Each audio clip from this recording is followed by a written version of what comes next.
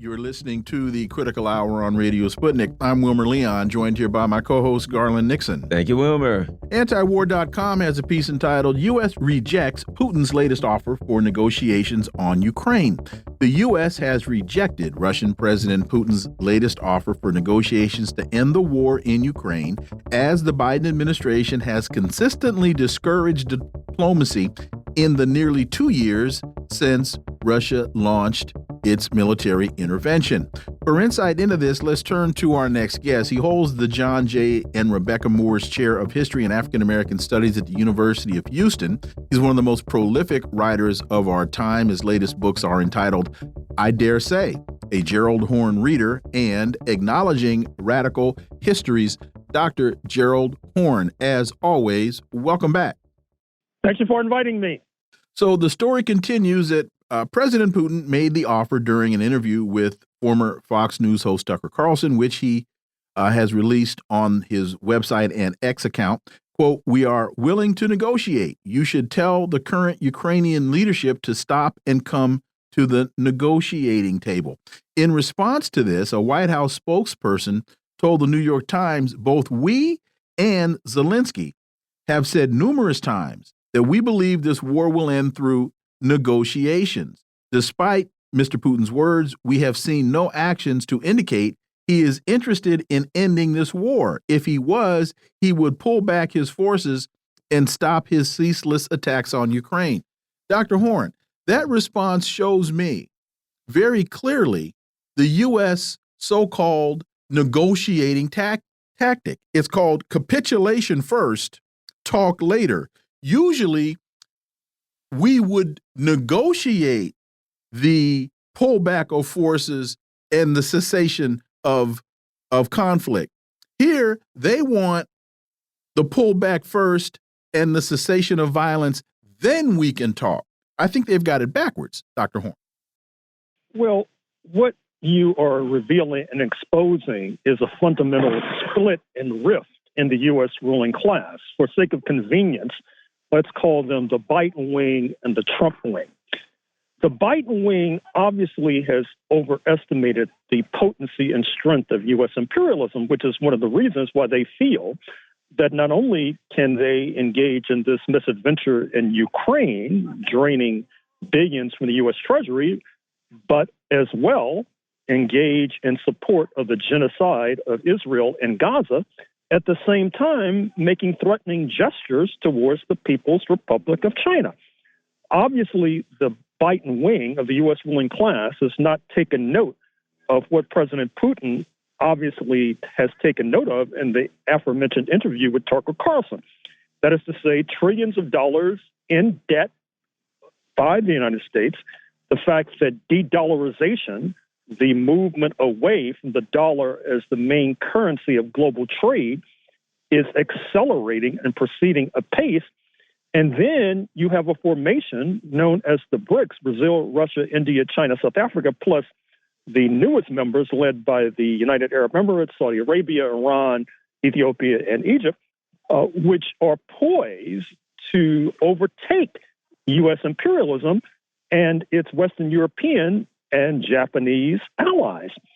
And so that is obviously not a very favorable position for U.S. imperialism to be in, but so for some reason, the Biden wing is not able to grasp that elementary fact. And then you have the Trump wing, which has made clear with a recent number of controversial statements that it's willing to cut a deal with Russia, up to and including, from the point of view of the New York Times and Washington Post, stabbing erstwhile NATO allies in the back by backing away from them, not from an anti-war position, but so that it can focus like a laser beam on the big enchilada, which is the People's Republic of China. Now, that, objectively speaking, just looking at the interests of U.S. imperialism, is a more reasonable posture from the point of view of U.S. imperialism. Obviously, the Biden wing has overestimated the strength of U.S. imperialism, which has something to do with the fact that a goodly number of its constituent elements, thinking of the Black community in the first instance and U.S. labor in the second instance, have fundamentally backed away from any sort of critique of U.S. imperialism, U.S. foreign policy, missing in action, which then helps to enable the hawks like Victoria Nuland and the State Department and the other neocons, which then can put their thumb on the scales and lead the United States into the abyss, which is basically what's happening. At the same time, as you look at the so-called European allies, they obviously in over their heads. You see these eruptions by farmers and agriculturalists throughout the European bloc. You see that Germany is now the sick man of Europe, being forced to back away from cheap Russian energy, which is causing German enterprises to have difficulty in competing with China, not to mention fleeing for cheaper energy in the United States of America. And in fact, one does not have to be an oracle or a seer to perhaps anticipate that the European Union, believe it or not, which has a market larger than the 330 million strong U.S. market, could somehow tip into being more of an obvious satellite for U.S. imperialism, which is a mighty downfall for a once mighty trade bloc. So that is what's being exposed and revealed. Unfortunately, as noted, those elements in the U.S. ruling class who are tied to the Biden wing, particularly in the mainstream press, the corporate media, are not able to take the blinders off of their eyes and grapple with this reality that obviously, objectively, is distasteful. You know, Dr. Horne, if you could comment on this in light of the gathering storm of issues, the unbelievable number of problems that they're having, including Israel now talking about invading Rafah, which could likely lead to a regional war, and of course the obvious: we're in the middle of an election, and pretty much President Biden's been pronounced non compos mentis. And an overwhelming majority of the problems that Garland is referring to are of our own doing. Dr. Horne. Well, to put it mildly, I mean, obviously, there's little excuse other than the pressure from the Zionist lobby to continue backing this losing venture in Israel, despite rhetoric to the contrary and despite perpetrating genocide and massacres. The fact of the matter is that Israel is far away from the stated objectives in terms of eliminating Hamas, in terms of so-called de-radicalizing the occupied territories and all the rest. And in fact, if you look closely, or even if you don't look carefully, you'll see that body bags are pouring into Israel containing the flower of Israeli youth. And this is something that is obviously unsustainable, but the problem Israel faces is that if Prime Minister Netanyahu somehow calls for a ceasefire or a halt in the fighting, he will have to face the music in terms of all these corruption charges that could end him up in a prison cell, which is not unusual. Recall that one of his predecessors, Ehud Olmert, also ended up in a prison cell. And this is not to mention the other problems that Israel is facing in terms of what they're facing on their northern border with Hezbollah, what they're facing with regard to the Yemenis, imposing a kind of militarized sanctions against ships trying to sail into Eilat, the major Israeli port. And then there's, of course, the looming presence of Iran, which, once again, the neocons would like to go after.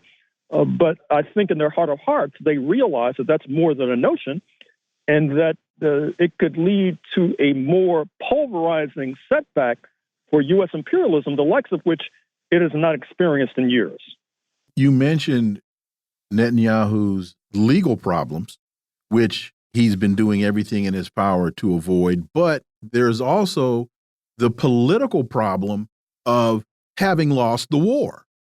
Because one of the things that Netanyahu has used as a cudgel or used as a bludgeon is security. You need me because I'm going to keep you safe from these animals that are baying at the moon and scratching at the door. And now the reality has set in. No, in fact, you have put us in peril as opposed to kept us safe. And so that politically, along with his legal issues, are more than he's going to be able to withstand. Not only that, but then he is being supported by the Zionist lobby, which obviously has not ingested the kind of acute analysis that you articulated. That is to say, the Zionist lobby, per an article in the New York Times Magazine just yesterday, are going after congresspersons who are in favor of a ceasefire, going after them hammer and tongue. Coincidentally, this happens to include a significant number of left-leaning members of the Congressional Black Caucus, including Cori Bush of St. Louis, who, by the way, is facing a flimsy investigation by the Democratic Party-dominated U.S. Justice Department that includes Summer Lee of Western Pennsylvania. It includes Jamal Bowman of Bronx Westchester, who's already facing a Zionist lobby-backed challenger. What they don't seem to realize is that by pushing the U.S. political spectrum to the right, by destabilizing left-leaning members of the CBC, what they're doing is adding fuel to the flames. I think I've mentioned on these airwaves previously that in Southeast Texas of late, there has been a recrudescence of the Nazi Party, campaigning under the slogan, believe it or not, down with Jewish supremacy. Many of their comrades are on the border with Mexico as we speak in Eagle Pass, along with the so-called Army of God, these Christian evangelical militants, along with right-wing truckers, who, of course, have been prominent in Canada in recent years and months. And so the Zionist lobby, because of their blind obedience to the electoral dictates of the Likud and Mr. Netanyahu, are obviously not paying attention to what's going on in their own backyard. And they, along with many of us too, I'm afraid, may have to pay a very stiff price as a result. With the recent findings and the questions about President Biden's competency, do you think with all of the problems they have, this will be maybe something they can utilize to get rid of him, or do you think he sticks it out? It's going to be very difficult to get rid of Mr. Biden with the Democratic Party convention looming ahead within months. Then the question is, who will they replace him with? Who does not have skeletons in their closet? Certainly, that particular descriptor can be affixed to Vice President Kamala Harris, who would be the logical successor. I'm afraid to say it could also be affixed to Governor Newsom of California, who has all manner of scandals looming that have not reached the mainstream press, but inevitably would reach the mainstream press if somehow he were to replace Mr. Biden. The same holds true for Governor Pritzker of Illinois, Governor Whitmer of Michigan, and all the rest. And so the Democrats face a real dilemma. On the one hand, they have Mr. Biden, who's trailing in the polls and obviously has difficulty putting 2 and 3 sentences together in a logical fashion. As was once said about his competition, Mr. Trump, he's lost the zip on his fastball, but there does not seem to be a viable alternative stepping forward. Dr. Gerald Horne, as always, thank you so much for your time. Greatly, greatly appreciate that analysis, and we look forward to having you back. Thank you.